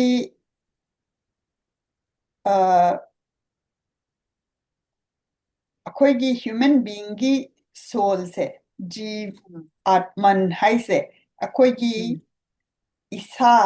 ꯕꯣꯗꯤꯒ ꯑꯩꯈꯣꯏꯒꯤ ꯏꯒꯣꯁꯤꯒ ꯑꯦꯇꯦꯆ ꯇꯧꯋꯦꯕ ꯑꯗꯨꯅ ꯌꯣꯒꯥꯁꯤꯅ ꯀꯔꯤ ꯇꯧꯒꯦꯗ ꯃꯥꯅ ꯃꯁꯤꯒꯤ ꯏꯜꯂꯨꯖꯟ ꯍꯥꯏꯕꯗꯤ ꯕꯣꯗꯤꯒ ꯏꯒꯣꯒ ꯑꯦꯇꯦꯆ ꯇꯧꯕꯁꯦ ꯁꯤꯁꯤ ꯊꯨꯒꯥꯏꯔꯕ ꯃꯇꯨꯡꯗ ꯖꯤv ꯑꯥꯠꯃꯟꯒ ꯄꯔꯝ para ꯑꯥꯠꯃꯟꯒꯁꯦ atmaga ꯆꯨꯞ ꯆꯞ ꯑꯅꯤꯁꯦ ꯑꯅꯤꯁꯦ ꯌꯨꯅꯤꯌꯟ ꯑꯣꯏꯕꯁꯦ ꯁꯤꯁꯤꯅꯦꯕ ꯑꯩꯈꯣꯏꯅ ꯃꯁꯤꯅꯦꯕ ꯈꯪꯅꯅꯕ ꯇꯥꯟꯅꯔꯛꯏꯁꯦ jiba ꯑꯗꯨꯅ atmaga ꯑꯩꯈꯣꯏꯒꯤ ꯍ꯭ꯌꯨꯃꯟꯒꯤ ꯁꯣꯜꯁꯦ ꯑꯗꯨꯗꯤ ꯑꯩꯈꯣꯏꯅ ꯕꯣꯗꯤꯁꯤꯒ ꯑꯗꯨꯝ ꯀꯩꯅꯣ ꯁꯝꯅꯍꯜꯂꯤꯗꯅ ꯃꯁꯤꯃꯗꯤ ꯆꯨꯝꯃꯦꯗꯅ ꯑꯩꯈꯣꯏ ꯁꯣꯜꯁꯦ ꯑꯩꯈꯣই ꯕꯣꯗꯤꯁꯤꯒ ꯑꯗꯨꯝ ꯁꯝꯅꯔꯒ ꯆꯠꯃꯤꯟꯅꯔꯤꯅꯦꯕ ꯑꯗꯨ ꯑꯣꯏꯇꯥꯔꯗꯤ ꯑꯩꯈꯣꯏꯅ ꯑꯩꯈꯣꯏ ꯁꯤꯒꯤ ꯑꯦꯂꯨꯖꯟ ꯍꯥꯏꯕꯗꯤ ꯑꯩꯈꯣꯏꯁꯤ ꯕꯣꯗꯤꯁꯤ ꯅꯠꯇꯦ ꯍꯥꯏꯕꯁꯦ ꯁꯤ ꯊꯨꯒꯥꯏꯕꯁꯤꯃ ꯑꯩꯈꯣꯏꯗ ꯌꯥꯝꯅ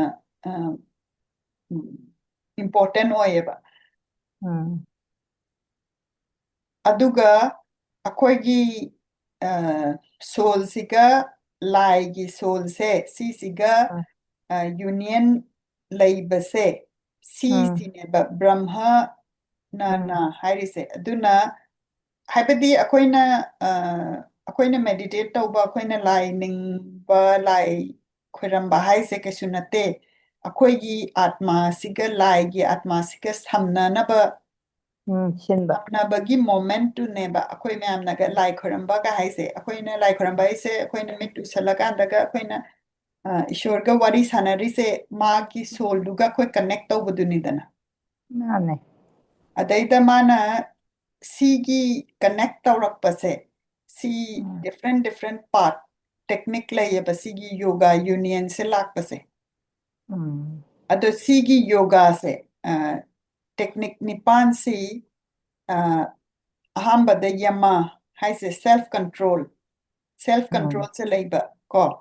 self control layba idi kaino non violence ko koina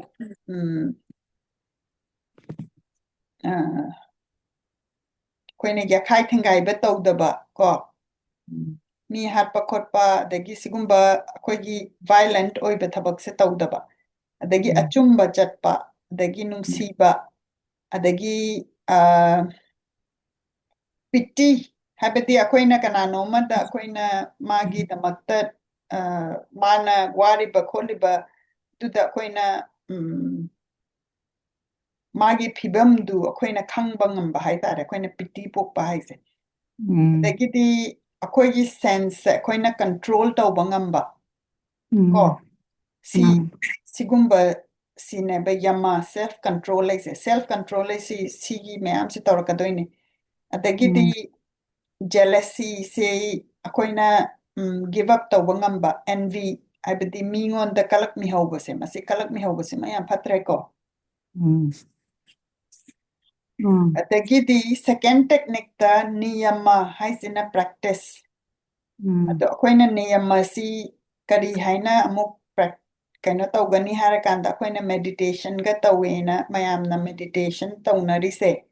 adagi chanting incantation aiti mantra adagi laigi sonba khotpa adagi yamna akoina knowledge phangnanaba sacred text paba haibidi akoina hujik purana ga parise adagi nanba se ko isadang kiraga nanba nataba akoigi leiriba mafam adagi doinamak se nanba si matamgadaba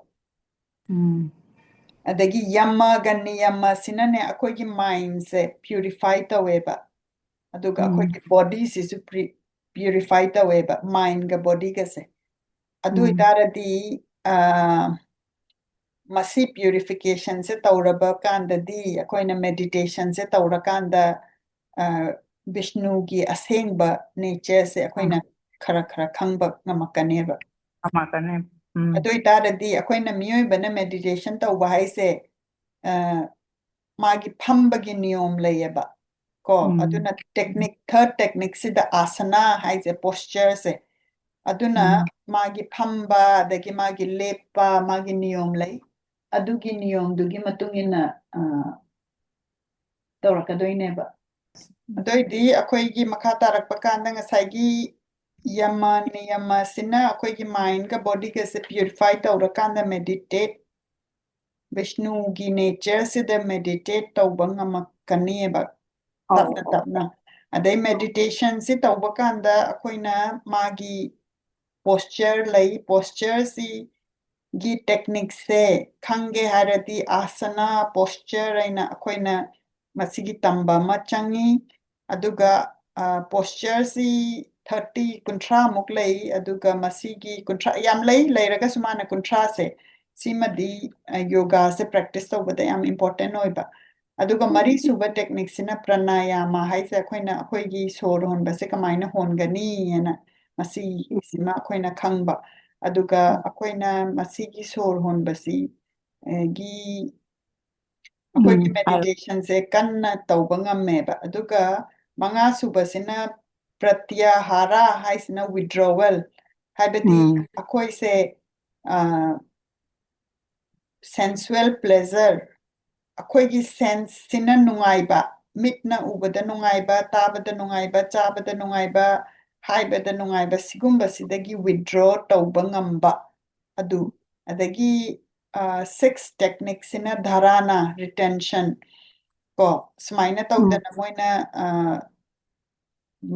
akoigi param atmanga jiv atmanga si kanano karino haibasi hena koina madu khangnanaba madugi romda changnanabada hujiki practice myamse koina tawba ma haiba ma changi aduga akoigi mind si concentrate tawrakanduda Vishnu sina thambal gi mathakta lengzalaga leibase masima koina maduda focus tawba ngamba aduga adugi image sida koina yamna focus tawba ngamakanda ngasagi taret suba technique dhyana contemplation dhyan tawba haise sidai sida changise mi sina meditate tawriba mi aduga object akoina meditate tawrise kari object ta tawrino aduga akoigi meditation tawbagi act se si doinamak si punjhala kanda amata oira bakanda moisi haibadi mi siga ngasagi akoina meditate tawriba pot se object siga adai meditation tawba ahumak se pula punjhala kanda ma se amaga amaga se kaino ise pula pungrabanina khangdredana si khangdraba kanda madudane ba ngasagi dhyan se complete oire and hairise aduna pan subada samadhi phangba haise ngasagi pura ma se nungaina aduda intense oina bliss phangeba adoi tarati ngasagi brahman akoina union se la abanina mana atai sense se doina mangonda mangne kemta keno leitreba mangonda aduna masigi concept si akoina yamna detail lairagasu hanjan hanjan akoina khanaba nainaba si just kanoni dana akoina introductory oina pijabani atubu larik kamna detail oina tawba lairi adubu ngasigi damaktadi matang asida akoina Jai Shri Krishna Krishna Chaitanya Prabhu Nityananda Sri Advaita Gadadhara Sivasati Gaura Bhakta Vrinda Hare Krishna Krishna Krishna Hare Hare Hare Ram Ram Rama Hare Hare Khudamjari Punamakpo Hare ko adudi ma masigi diloy salase Hoi hoi